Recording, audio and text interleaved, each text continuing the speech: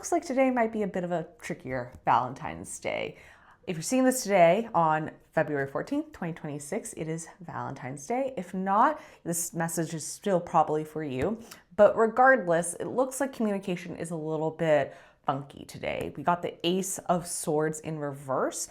Now, swords are all about communication in the mind, right? Aces are all about new beginnings. So what this says to me is we're not going to want to really start anything new today. I also just recommend not really starting anything new on a holiday like Valentine's Day in general, because that unless you're really, really sure that you want to be committed to that person and start a relationship with them, it's a pretty loaded holiday. But especially with the Ace of Swords in reverse, we want to really work on our current communication, not really start anything new. We're also in the middle of the Mercury retrograde shadow period. So Mercury retrograde shadow happens about 2 to 3 weeks before the Mercury retrograde period starts. For folks who have a natal Mercury retrograde like myself, this period tends to be a little bit more intense than the retrograde period does later on.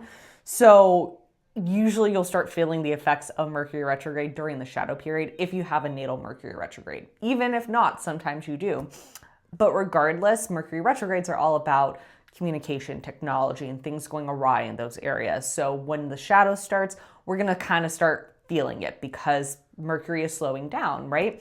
So this coming up during that period, but especially today on Valentine's Day, I think makes a lot of sense. So if you are spending today with a loved one, whether it's a romantic partner, friends, family, just make sure that you're being very clear about your words, also your boundaries, because swords also covers the areas of boundaries. Don't let anyone push you to do anything uncomfortable, especially if it's, someone that you're in a relationship with on today.